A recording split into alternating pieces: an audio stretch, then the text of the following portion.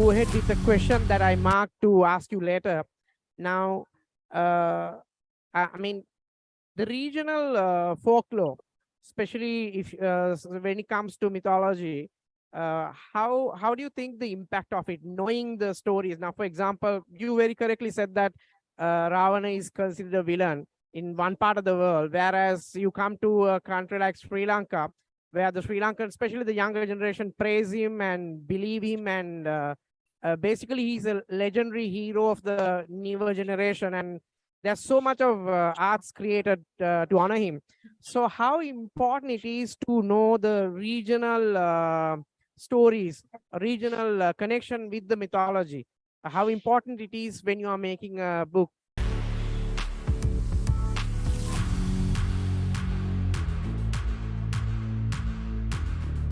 I think it's very important to be respectful from all ends. I think what problem occurs is that we have to make sure that all parts of the world are covered when you are writing something, because as you rightly put in, probably the northern part of the world might have a very different perspective from the southern part of the world of the same mythology which is out there existing.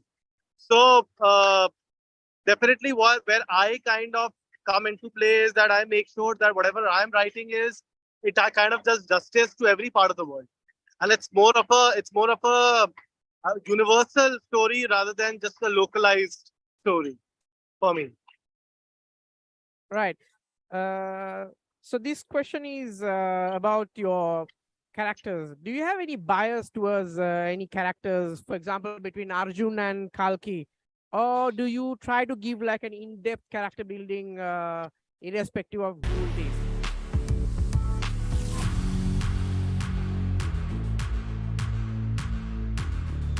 No, I give character building irrespective of who it is. I really don't, kind of just because that person is my protagonist or that person is my antagonist, I don't try to, be biased towards it.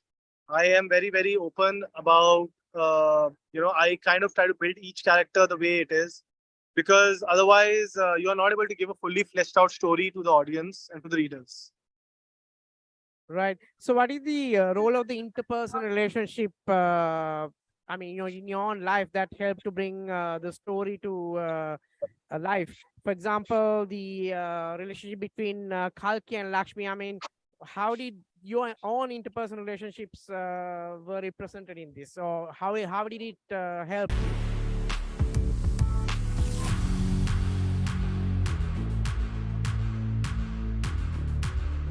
I don't think so. There was ever an issue with my I mean, in terms of, definitely a lot of the characters which I take from, which I write about, is definitely inspired from someone or the other.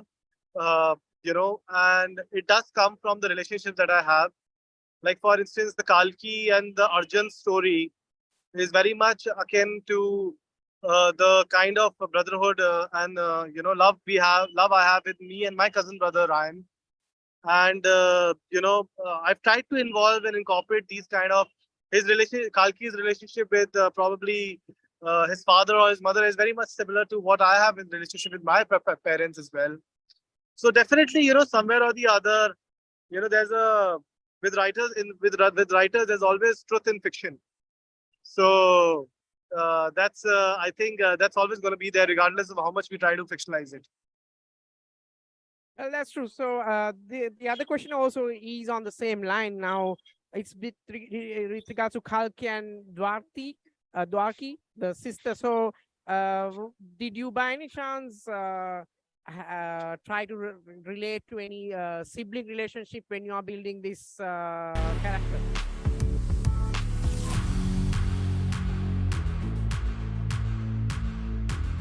No, absolutely, absolutely. Drukti and Kali's relationship, Drukti and Kalki's relationship.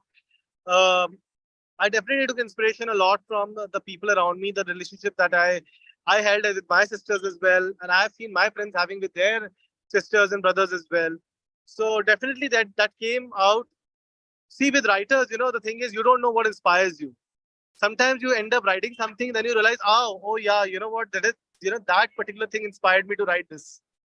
So these things, these are very These are things which I myself, I don't do it consciously, but something somewhere or the other, some connection is made because I experienced that myself.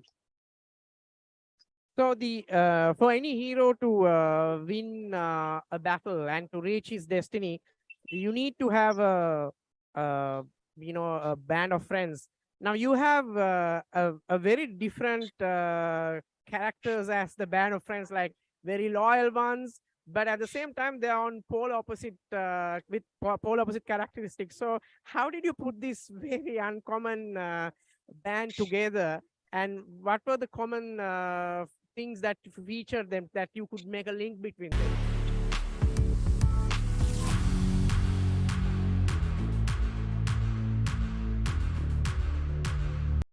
I was always a big fan of uh, character stories. So when you look at such,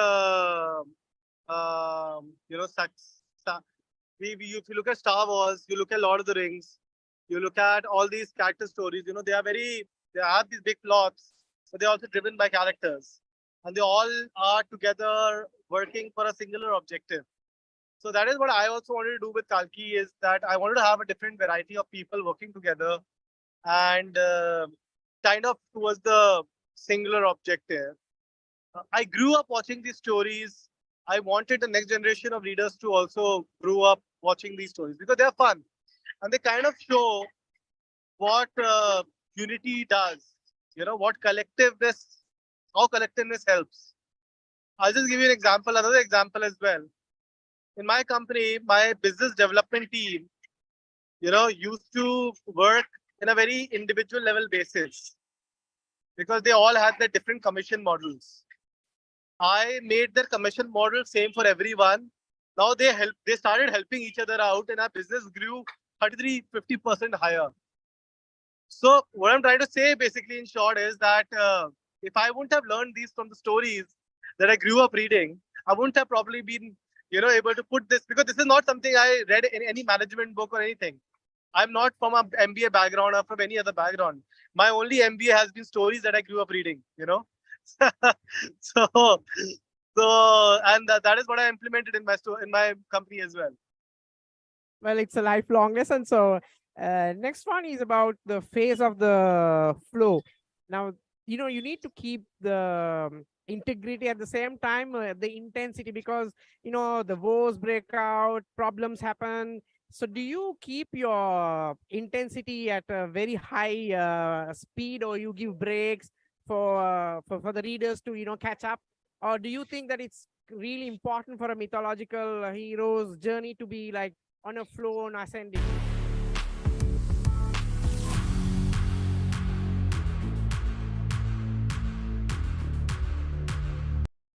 I think the flow of a book should be like a river. Sometimes fast, sometimes so slow, sometimes still, sometimes going really, really quick. I don't believe in a crescendo. I don't believe that it goes like this. I think you have to give some pauses in between. I think sometimes you have to quicken it. What really helps me is the music. So I listen to music while I'm writing. So whenever I'm writing an action scene, for instance, I listen to a very fast action, fast music, very action-packed music. If I'm writing a very emotional scene, I listen to a very emotional music. So that kind of like helps me to stay in a very, regulated beat. Right. But I mean, the thing is, like, when it is a journey towards defeating a villain, for example, uh, people would love to see the intense moment, like continued up to a greater level. But you somehow make a strike between giving them a balance with the break. Absolute balance is the key to life's happiness. Right. Next one is about now this is a trilogy. So basically you have 3 books, and how do you keep your readers hooked to your books? Because they read one and then you also have to keep them on something that they need to jump into the next book and the next book. So what is your secret? How do you do that? What's the method you use in keeping them on a roll?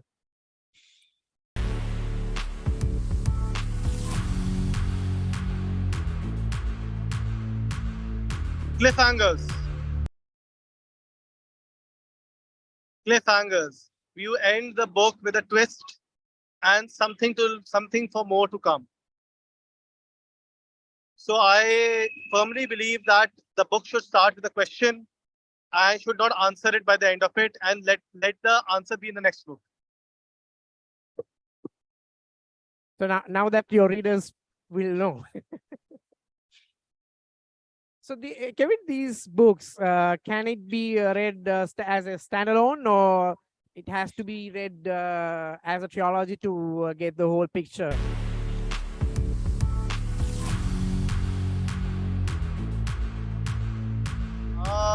I do have a story so far in the books, because the story so far, it kind of just encapsulates everything that happened in the earlier books. You really don't have to read it, but obviously to understand and to enjoy the gravitas of the story, definitely you need to read the entire series. Right. Now, the next question is about the usual evil versus good battle, and we have been fed this idea that evil has to be vanquished from the earth. It has to be fought. There's no goodness in the evil characters at all. So, do you challenge this concept? Do you see that there's some good in everybody, and what is your perception of this, and what is your message that you try to give in your book? Or do you believe that people who commit evil or in that side of the realm, they have a chance to cross over or make themselves better?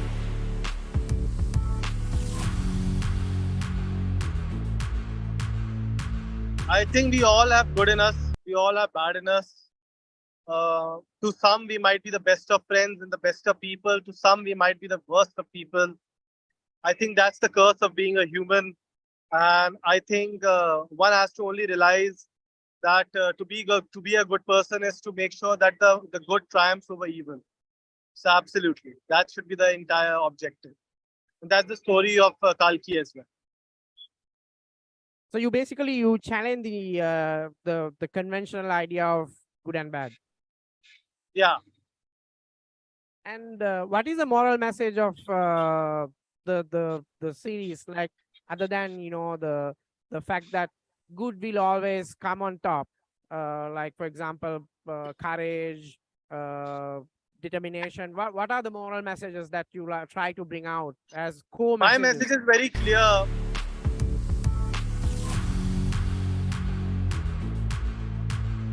My message is to choose to do right. Choose what's right. I think, unfortunately, people don't realize that, they only think about themselves. I think one has to realize what is right for the humanity, for the society, and to do what's right according to them. So I think there's so much of political readings in your book, irrespective of it being a mythology. So did you face any resistance from religiously, culturally, politically motivated group?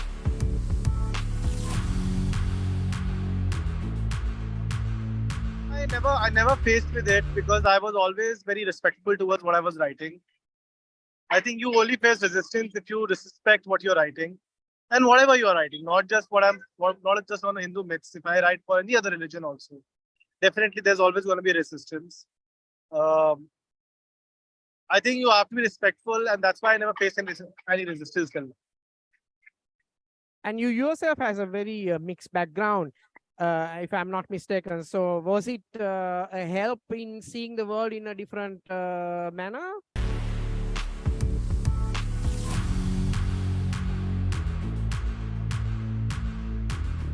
Definitely, it definitely does help to have a very objective leaning towards particular text. Uh, since I come from a very historian background, in terms of I was graduated in history, look at it from a very history perspective to see both sides, to kind of understand, uh, what is the truth and what is not. And very objectively, I look at things rather than subjective. Right. So India has a lot of textures and books that has been written in the ancient times, like from Mahabharata onwards. So what were the books that you referred to or inspired? You got inspiration from, and what do you think about those books and that of the productions of the West?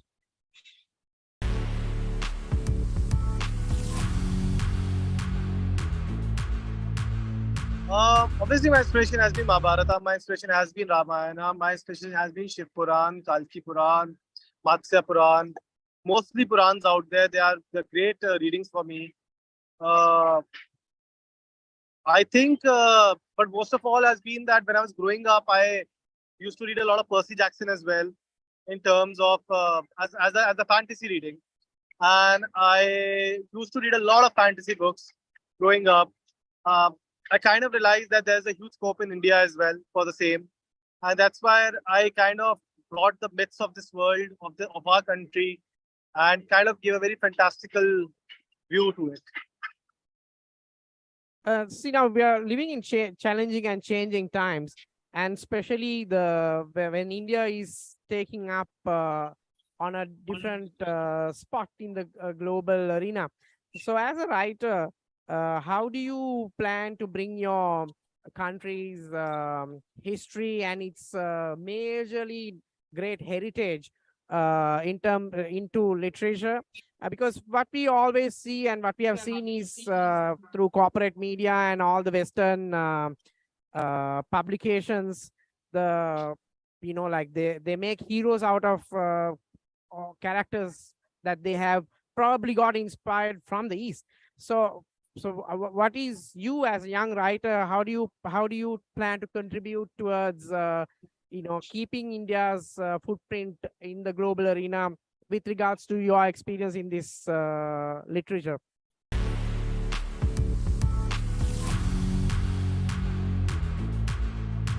I'm working on this book called The Demon King. That's definitely exactly what I want to do. I want to bring the Indian myths and the folklore, not even just Indian myths, South Asian myths. There's a lot of in the Demon King. It's a lot of it is from the myths of Sri Lanka as well. I was very inspired from the entire history of Sri Lanka, and I added that also. So from the South Asian myths as well. I'm creating a media franchise. I'm creating a book series called The Demon King, and hopefully, you might hear a lot more about it and my take for the global forum uh, down few months, hopefully. So let's see. That's great news. So if I'm not mistaken, you also have this literary project that you try to bring the new authors to, you're trying to find them a place for publication. So do you plan to reach out to other regional countries, especially like places like Sri Lanka, where there's a big talent pool, but there's little global scope? What is your idea about that?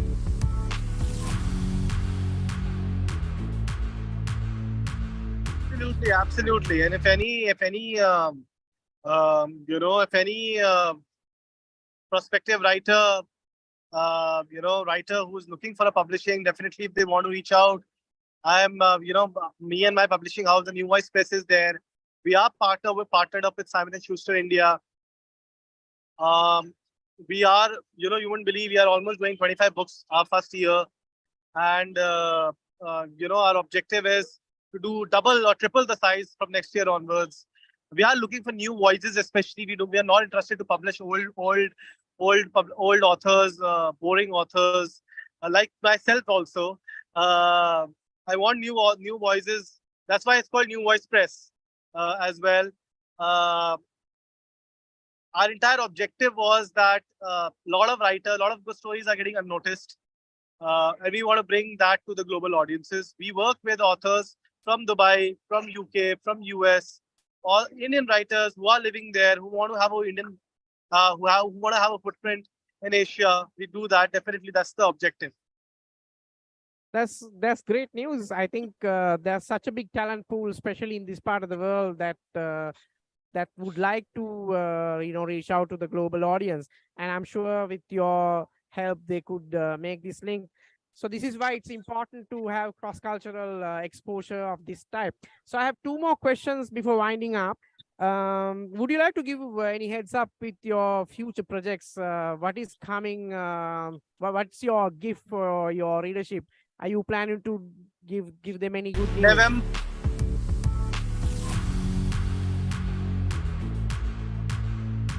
November 7th, watch out for Krishna, the Mahavishnu avatar.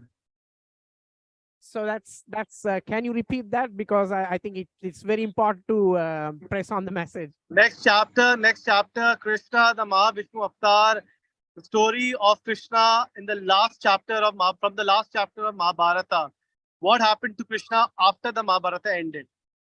That's the story. You heard it. So it's your chance, and you heard it from Kevin himself. That's great news. So the last question, Kevin, what would be your message for the Sri Lankan readership? First of all, I mean, it was amazing to see that, including my little nephew, including adults, there's so many people who read Kalki with so much of adoration. So it's a great thing, and I was shocked to see that. So what's your message for the readership? First question.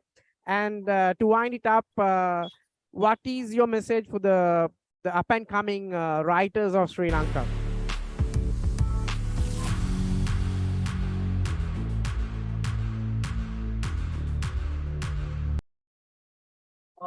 My message to readers of Sri Lanka: keep reading my books. I keep supporting. Keep enjoying them. I'm very excited that Kalki was translated into Sinhalese language, and it is being promoted there by Muses Publication. And in terms of any tips, any advice to writers from Sri Lanka, reach out to New Voice Press, and I'm sure you will not regret it. Well, New Voice Press is the way that they can reach out to the global audience. So today we spoke to Kevin. It was such a pleasure, and I'm so privileged that you broke the news of your next up and coming project. And I'm not too sure whether you have visited Sri Lanka as yet, but I think you should consider coming here to to get an idea about the folklore, the people, and you have a big readership here.